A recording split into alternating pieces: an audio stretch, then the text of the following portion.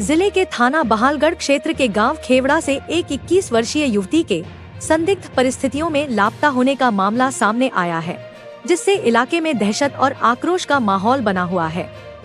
शिकायतकर्ता जतिन पुत्र महेंद्र निवासी गांव खेवड़ा ने बताया कि दिनांक 4 दिसंबर की रात वह अपने परिवार के साथ घर पर सोया हुआ था। उसके माता पिता और उसकी छोटी बहन रिया पाल एक ही कमरे में सोए थे, जबकि वह दूसरे कमरे में था।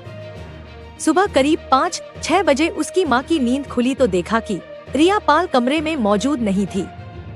इसके बाद परिवार ने आसपास रिश्तेदारों और जान पहचान वालों में उसकी काफी तलाश की, लेकिन युवती का कोई भी सुराग नहीं मिल सका।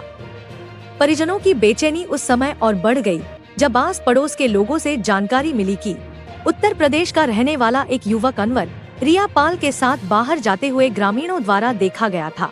परिजनों का आरोप है कि इस जानकारी के बावजूद पुलिस की ओर से अब तक कोई ठोस कार्रवाई नहीं की गई है। परिवार का कहना है कि उन्होंने पूरे मामले की शिकायत पुलिस को दे दी है, लेकिन लगभग 22 दिन बीत जाने के बाद भी न तो युवती का पता चल पाया है और न ही उन्हें कोई संतोषजनक जवाब या आश्वासन मिला है। पीड़ित परिवार का साफ कहना है कि उन्हें केवल उनकी बहन सुरक्षित वापस चाहिए, ताकि वे चैन से सांस ले सकें। इस मामले में पीड़ित परिवार की सहायता के लिए सनातनी क्रांतिवीर संगठन के राष्ट्रीय अध्यक्ष रामवीर सिंह मौके पर पहुंचे। उन्होंने कहा कि गायब हुई लड़की मेरी बेटी जैसी है। इतने लंबे समय से पुलिस के हाथ खाली होना बेहद चिंताजनक है। उन्होंने बताया कि पुलिस में शिकायत दर्ज कराने के साथ साथ सीएम विंडो पर भी शिकायत दी जा चुकी है, लेकिन अब तक प्रशासन की ओर से कोई ठोस कार्रवाई या भरोसा नहीं मिला है। रामवीर सिंह ने चेतावनी देते हुए कहा कि यदि जल्द ही युवती को बरामद नहीं किया गया तो वे महिला आयोग का दरवाजा खटखटाने से भी पीछे नहीं हटेंगे। जरूरत पड़ी तो आंदोलन भी किया जाएगा, जिसकी पूरी जिम्मेदारी प्रशासन की होगी। उन्होंने कहा कि यह मामला केवल एक परिवार का नहीं, बल्कि समाज की बेटियों की सुरक्षा से जुड़ा हुआ है।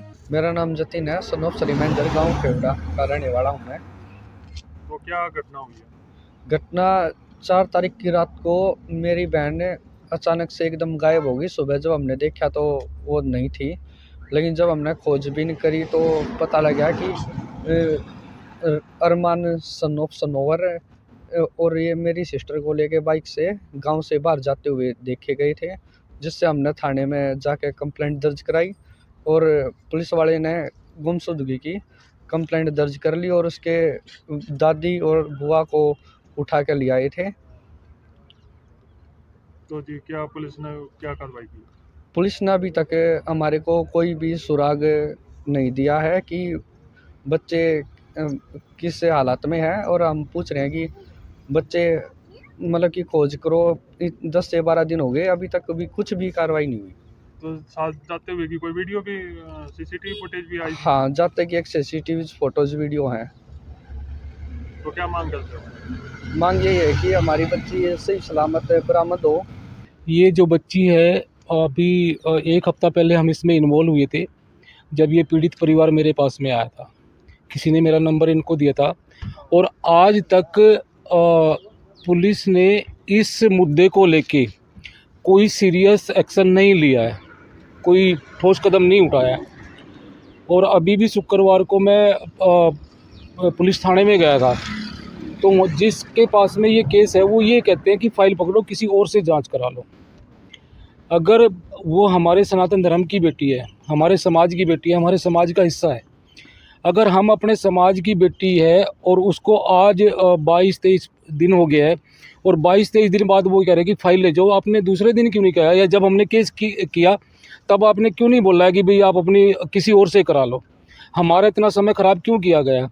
और सबसे बड़ी विडम्बना तो एक चीज़ है कि सरकार हमारी और प्रशासन में हमारे हिंदू सनातनी लोग बैठे हुए हैं और अपने से ही हमें निराशा हाथ लगती है, हमें सपोर्ट नहीं मिलती है किसी भी तरीके से। इसमें 2 बार हम सीएम विंडो लगा चुके हैं, 1 बार हम यहाँ पे डीसी को दे चुके हैं और 2 बार हम कमिश्नर के पास में आ चुके हैं, लेकिन आज तक का 0% रिजल्ट रहा है इस चीज़ को लेके। तो अब आगे अगर प्रशासन ठोस कार्रवाई नहीं करता तो हमें भी अपनी धर्म की बेटी के लिए किसी भी हद तक जाना पड़ेगा, तो हम जाएंगे, लेकिन हमें अपनी बेटी चाहिए तो चाहिए। उसके लिए प्रशासन से रिक्वेस्ट हमने कर ली, विनम्र निवेदन कर लिया आगे हम महिला आयोग जाएंगे, सुप्रीम कोर्ट, हाई कोर्ट, जहाँ तक भी हमें जाना पड़ेगा, जहाँ तक हम प्रयास कर सकते हैं हम अपना प्रयास करेंगे। लेकिन जब तक हमारे धर्म की बेटी घर पे वापस नहीं आएगी, इस माँ की बेटी घर पे वापस नहीं आएगी, तब तक हम शांति से नहीं बैठेंगे। उसके लिए हमें किसी भी हद तक जाना पड़ेगा तो हम जाएंगे।